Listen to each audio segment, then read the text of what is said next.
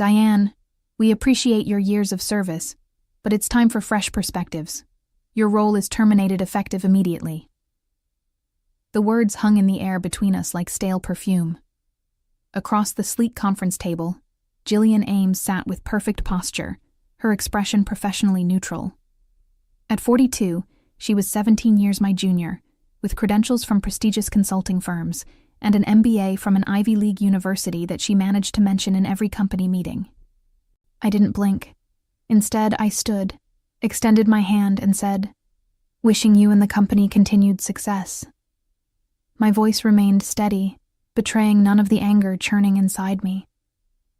Jillian exhaled, a subtle release of tension that told me she'd expected tears, pleading, or at least some resistance. She shook my hand briefly, her grip loose and non-committal.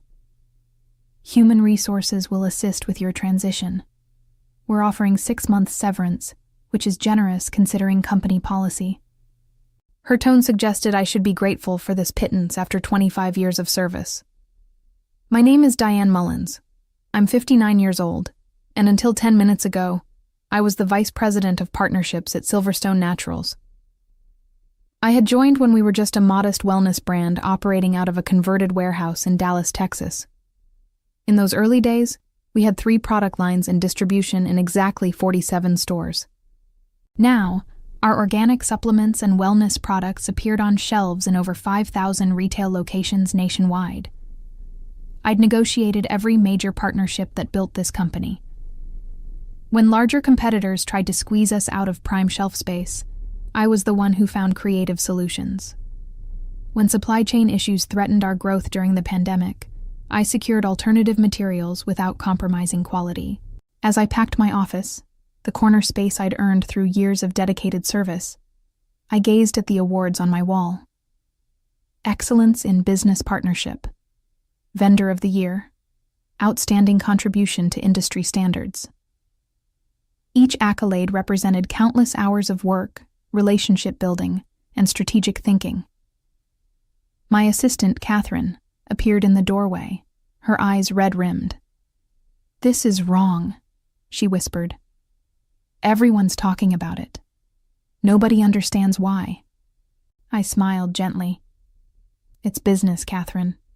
Nothing personal." But we both knew that wasn't true. Jillian had been systematically removing the old guard since her arrival 6 months ago.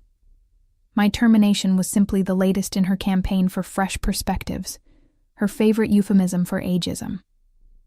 As I carried my box of belongings toward the elevator, I passed the gleaming sign that read, "Silverstone Naturals, Wellness Without Compromise." I couldn't help but think that some compromises were evidently acceptable after all. Looking back, I should have seen this coming. The first warning sign appeared when Jillian arrived at Silverstone Naturals last October. The board had hired her with great fanfare, touting her as a transformational leader who would take our company to the next level in the competitive wellness market. At her welcome reception, I extended my hand and introduced myself. "Diane Mullins, Vice President of Partnerships. I've been with Silverstone for 25 years. Looking forward to working together." She smiled, but her eyes assessed me coolly. "Wonderful to meet you, Diane. 25 years, that's impressive loyalty. I'm excited to bring some fresh energy to our strategies." Fresh energy. It seemed innocent enough then.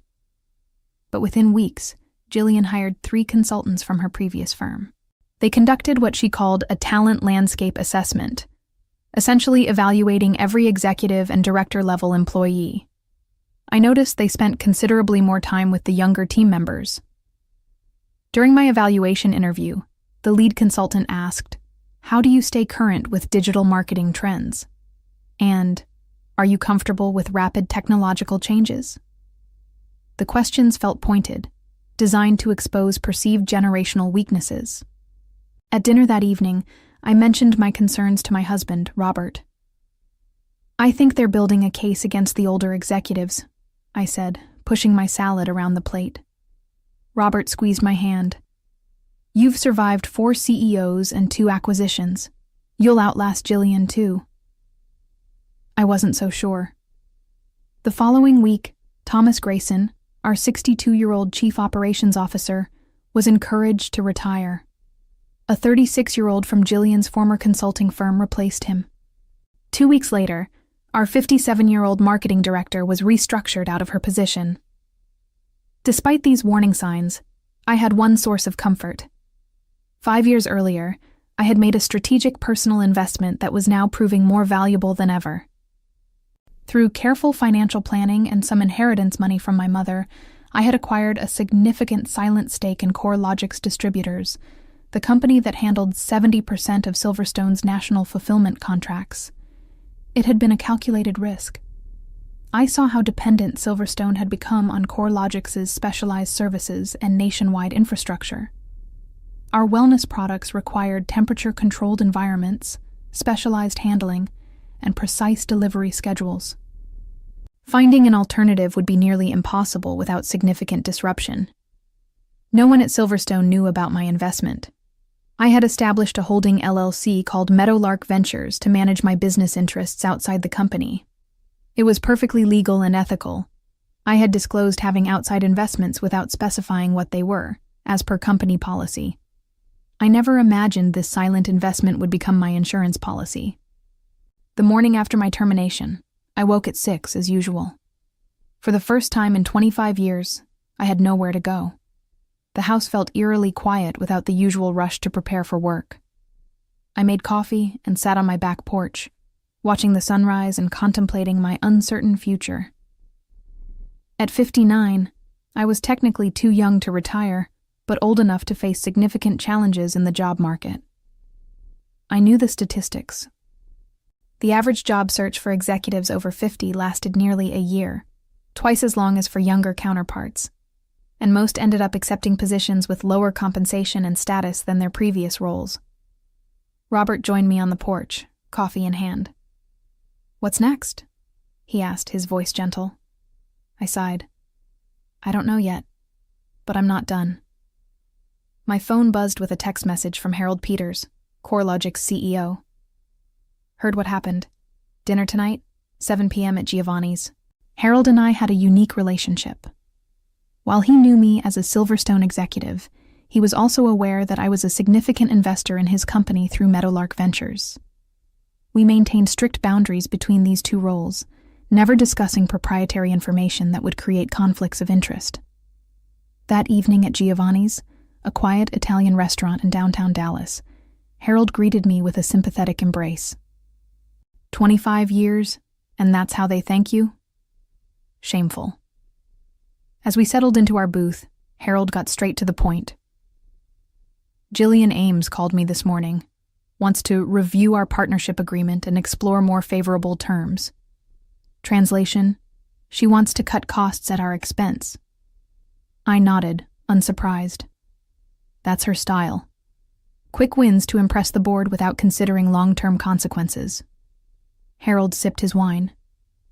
"Our contract with Silverstone comes up for renewal in 4 months. Normally, I'd start preliminary discussions now to ensure continuity." "And what are you thinking?"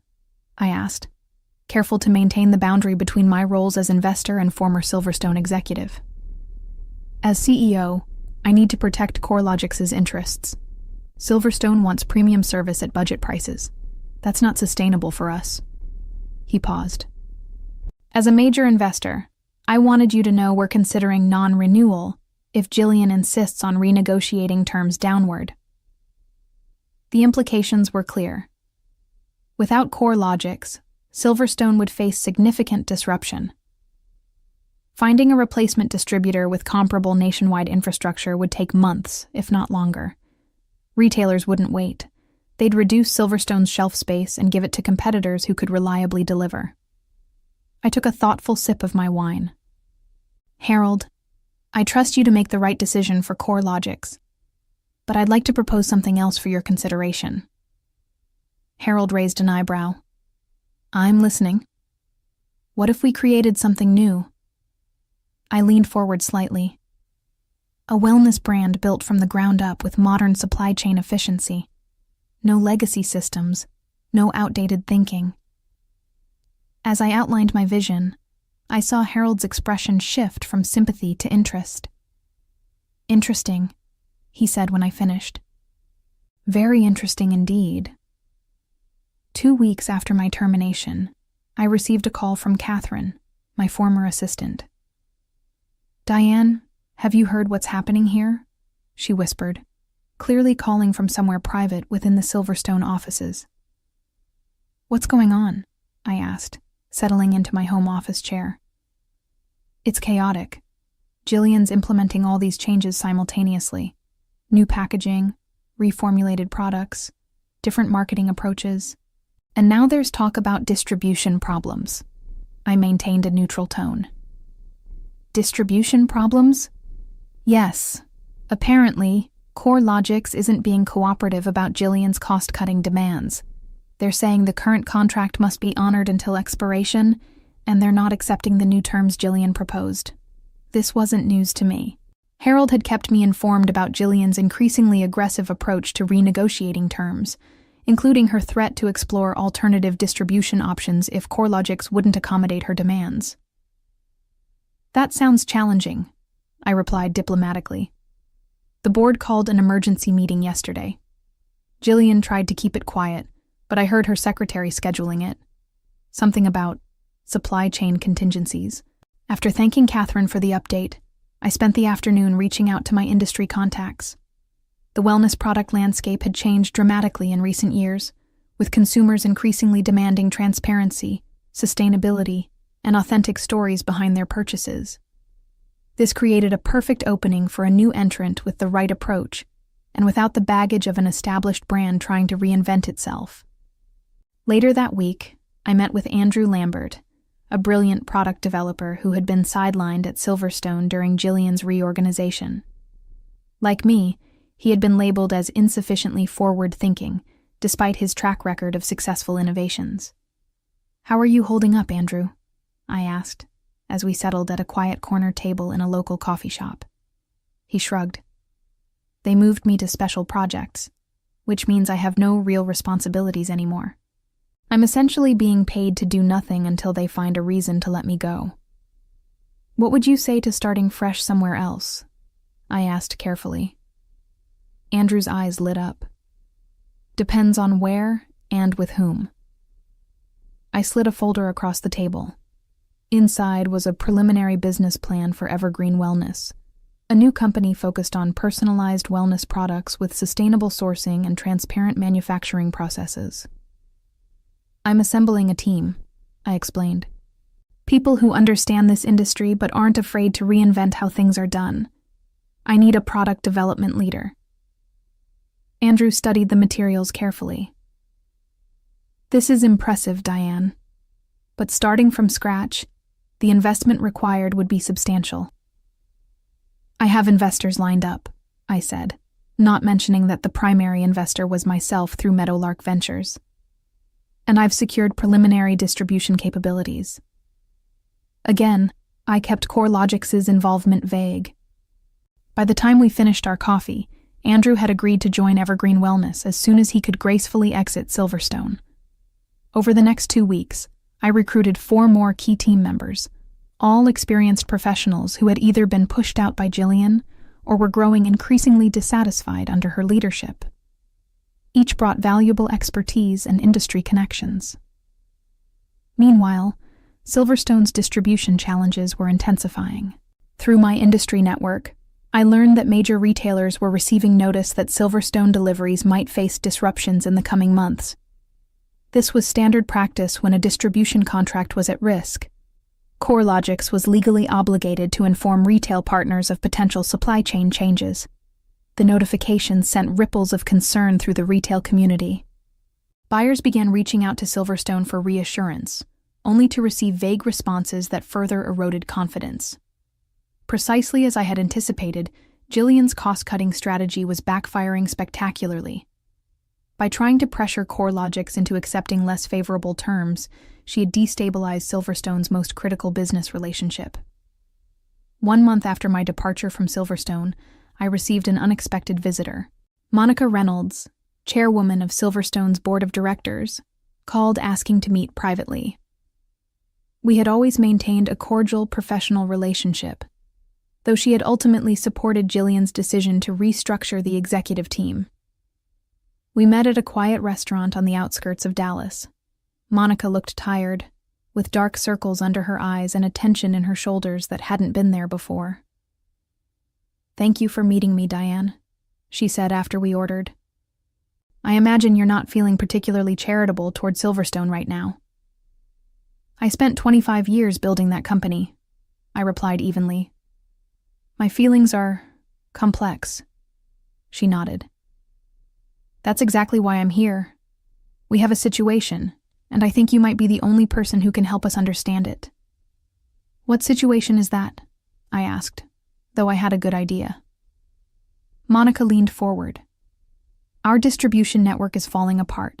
CoreLogics has formally notified us that they won't be renewing their contract when it expires in 3 months. They've also rejected all proposed modifications to the existing agreement." I kept my expression neutral. "That sounds challenging." "It's more than challenging. It's potentially catastrophic. We've approached 6 other distribution companies. None can match CoreLogics' capabilities, especially their temperature-controlled facilities for our plant-based products." "What does Jillian say about all this?" I asked, genuinely curious about how my replacement was handling the crisis. Monica's expression darkened. "She insists we can build our own distribution network, but the board has seen the numbers. It would take 2 years and millions in capital expenditure to create something comparable. We don't have that kind of time or money." "So why are you telling me this?" I asked, though I knew exactly why. "You built our partnership with CoreLogics from the ground up. They trusted you.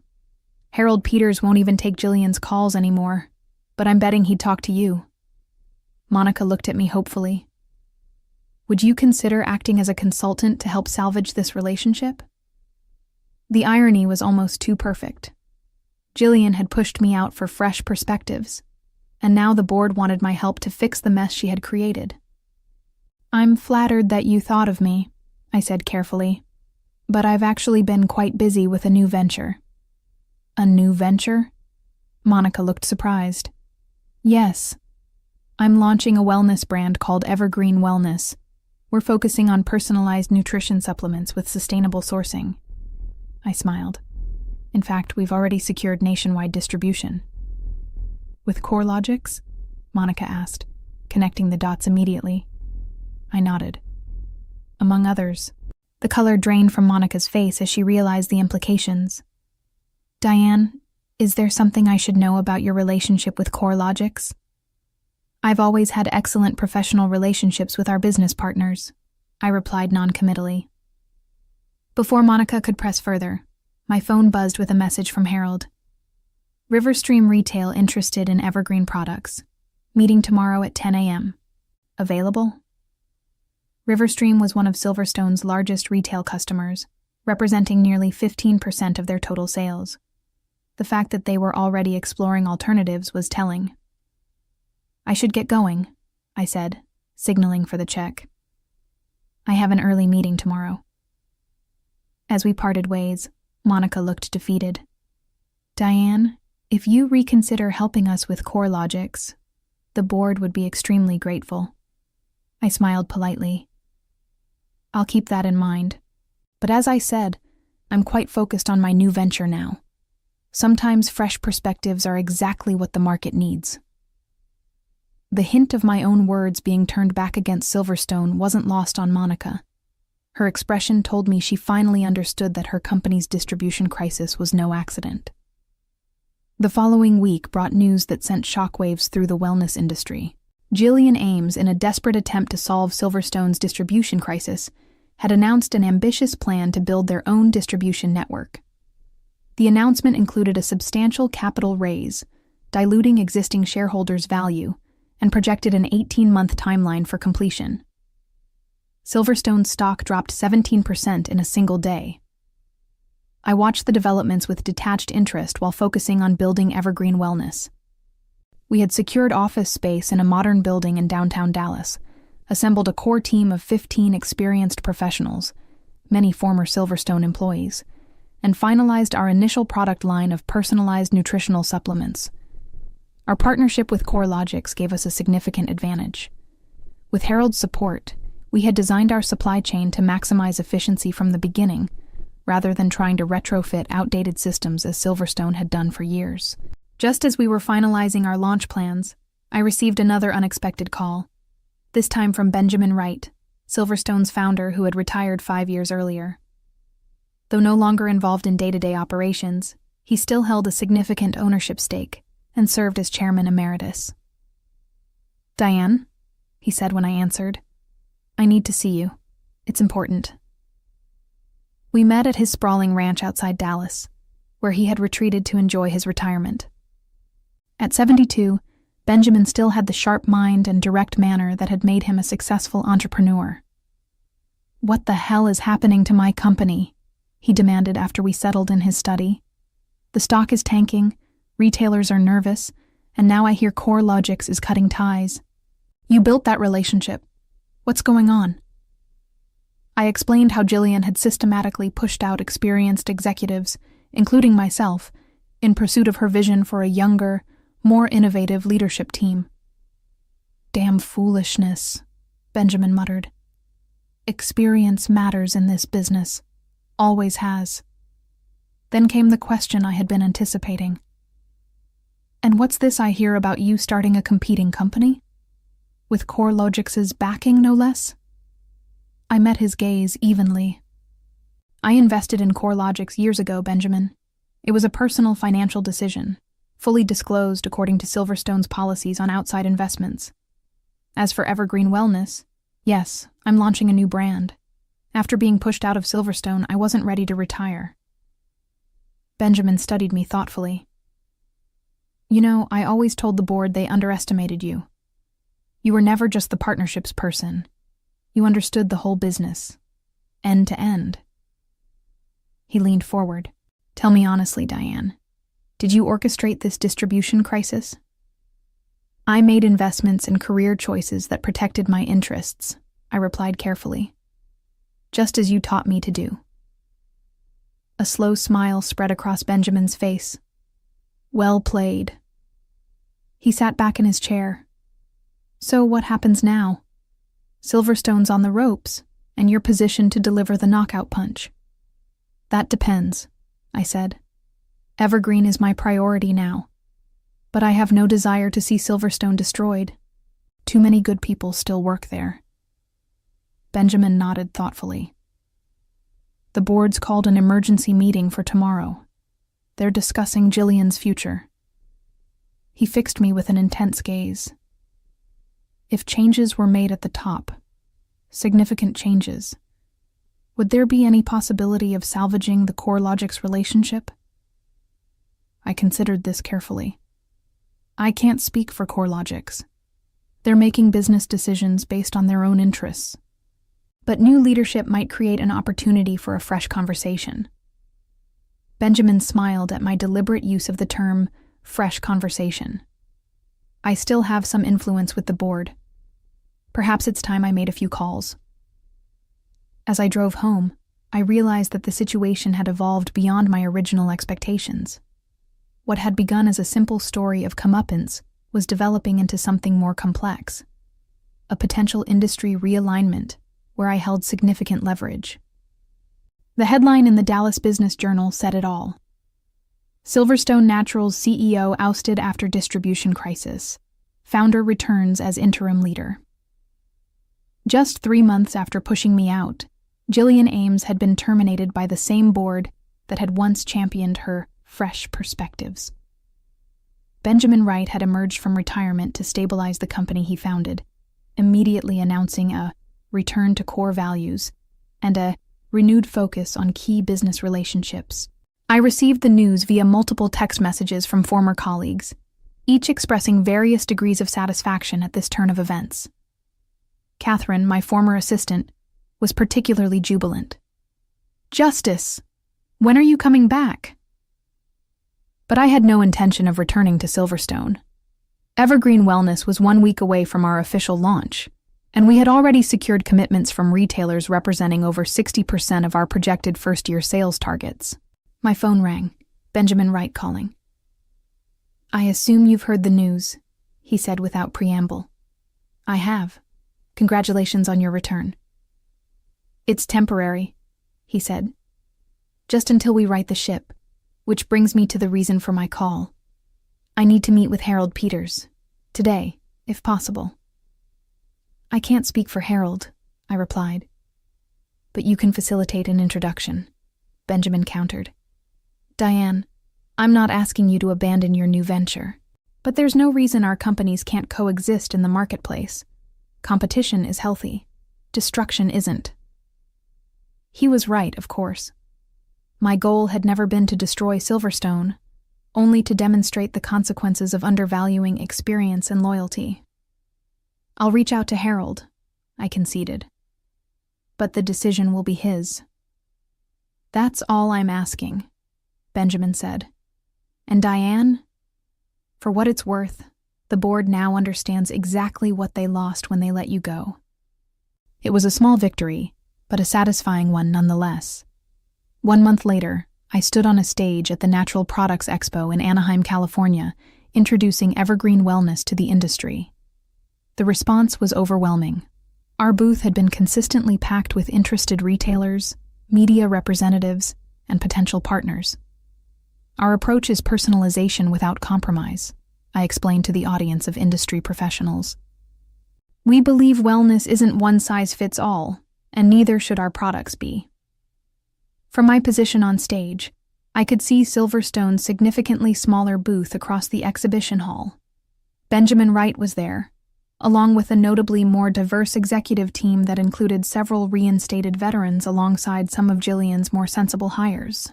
Following our launch, Silverstone and CoreLogics had indeed reached a new agreement. Not as favorable as their original contract, but enough to prevent complete disruption of Silverstone's business. Harold had made the decision independently, though I suspect my suggestion that industry diversity was healthy had influenced his thinking. After my presentation, Benjamin approached me with an extended hand. "Impressive launch," he said sincerely. "You've assembled a remarkable team." "Thank you," I replied, accepting his handshake. "How are things at Silverstone?" "Stabilizing. The board has approved a more realistic timeline for building our complementary distribution network, while maintaining CoreLogics for critical products." He smiled ruefully. "We're calling it a hybrid approach now, rather than a crisis response." I couldn't help but smile. Perspective matters. "Indeed it does," Benjamin agreed. "We've learned that the hard way." He paused.